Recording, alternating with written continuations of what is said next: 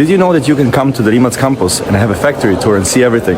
How we built the Nevera RS, a 2100 horsepower electric hypercar, right next to Bugatti Tourbillon prototypes. So at the same place you can see 4-motor electric car with 2000 horsepower plus, V16 8.3 liter naturally aspirated engine, and a bunch of other cool stuff. Not just that. So this is a very special moment in history where these two cars are being built alongside on the same production line. This won't last forever because we are producing now the last 20 Nevera Rs. And so I would encourage you, if you're interested in that, come over, have a look for yourself. You can apply on our website to have a factory tour. If you are into this kind of stuff, I'm pretty sure it's worthwhile. Mate Rimac stands in front of a camera and does something Bugatti has never done before. He invites people for factory tours. Not VIPs, not press, not collectors. Anyone. Come see how we build the cars. The factory doors that have been closed for a long time have now been opened for people to visit, and fans are beginning to notice something else, because this is strange. It's barely been a few days since Matt Armstrong proved them wrong and pulled off the impossible by splitting a $3 million hypercar on a garage floor without factory tools and help. So are they indirectly inviting Matt for a factory visit to show him how it's done? Or is it a secret means to lure him out for a private collaboration? We don't really know yet. Because right now, Bugatti is navigating one of the most scrutinized moments in the brand's history. Questions about transparency, questions about parts, questions about who gets to repair what. And in the middle of all that noise, they release a factory tour video. But here's the interesting part. This isn't just about showing off engineering. If you're into the behind the scenes of how the car industry actually operates, hit the like button. Let's go deeper. Let's talk about when this happened. The last few months have been loud. Independent rebuilders taking on impossible projects, public debates about repair rights, growing pressure on luxury brands to justify their policies. Bugatti, historically untouchable, suddenly found itself in conversations it never asked to be in. Conversations about control, about access, about who gets to work on these machines. And for a brand that's built its entire reputation on exclusivity, that's uncomfortable territory. Because here's what people don't always understand about hypercar manufacturers. Their business model isn't just about selling cars. It's about controlling the entire ecosystem around those cars, the parts, the service, the narrative. When you buy a Chiron, you're not just buying a vehicle, you're entering a walled garden. And for decades that worked. No one questioned it, no one challenged it, because no one could. These cars were too rare, too expensive, too complicated. But then something shifted. Independent builders started proving that the impossible wasn't. And now, factory tours, open invitations, full transparency. You don't do that randomly. You do that when you need to shift the narrative. When you need to remind people, we're not hiding anything. And this is where it gets deeper. Because the video itself isn't just a walkthrough. It's a statement. It's a recalibration. It's Bugatti saying, let us show you what we actually do. In the footage, you see something most people never will.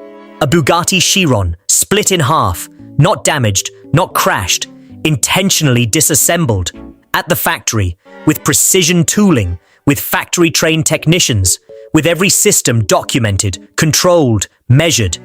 They show you the carbon tub, the backbone of the entire structure. The powertrain separation, how the engine and transmission come apart as one unit. The electrical architecture, hundreds of connectors, sensors, control modules. The cooling systems, radiators, intercoolers, oil coolers, all routed with millimeter precision. Everything laid bare. And as you're watching this, something clicks.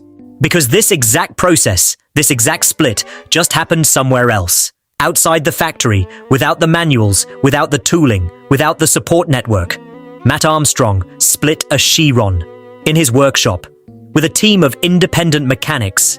And while the approach was different, the result was the same.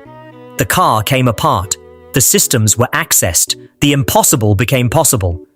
And while he proved it could be done independently, Bugatti just showed you how it's supposed to be done. That's not an accident, that's not coincidence, that's a masterclass in quiet authority.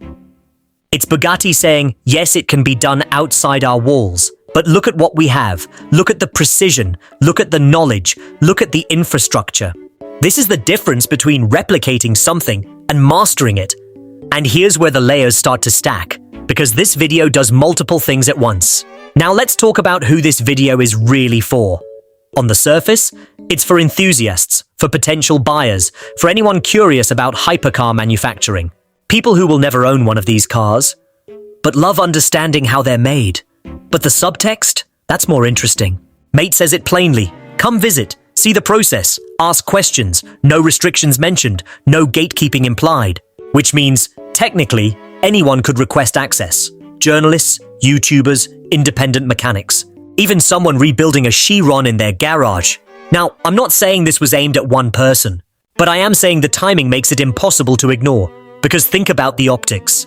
Bugatti, in the middle of repair rights debates, opens its doors. Bugatti, while facing questions about transparency, shows everything.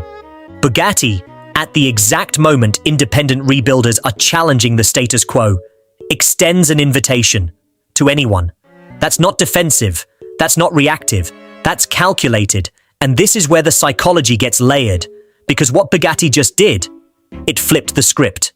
They took a conversation that was making them look closed off and turned it into an opportunity to look confident. They took criticism about secrecy and responded with openness, not by changing policy, not by releasing parts to independent shops, but by controlling the narrative in a different way, by saying, you want transparency? Here it is, on our terms. Real quick, drop a comment. Do you think this factory tour was just normal PR? Or was it a message aimed at someone specific? Let me know. Back to the story.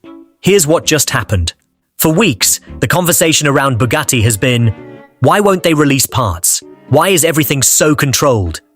Why can't independent shops touch these cars? Valid questions, uncomfortable questions, questions that put Bugatti in a position they're not used to being in, defending their approach. But instead of answering them directly, Bugatti changed the subject. They pivoted from repair rights to engineering excellence, from controversy to craftsmanship, from defense to invitation. Suddenly, the narrative isn't about what they won't allow. It's about what they've achieved, the precision, the history, the innovation. And by opening the doors, they've done something brilliant. They've made transparency look like confidence.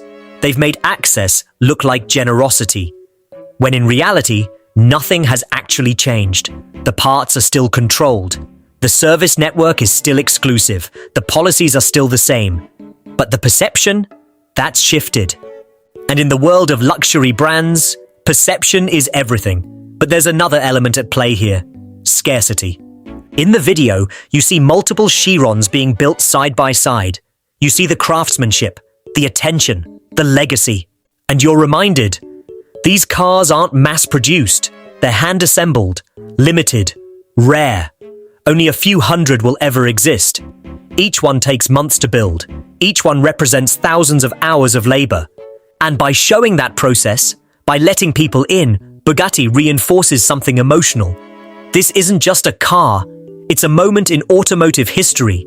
It's a piece of engineering art. It's something that deserves to be protected, preserved, controlled. And that feeling? That's harder to argue with than policy. Because once you see the work, once you understand the scale, the question stops being, why won't they let anyone work on these? And starts being, how could anyone else even attempt this? That's the shift. That's the reframe.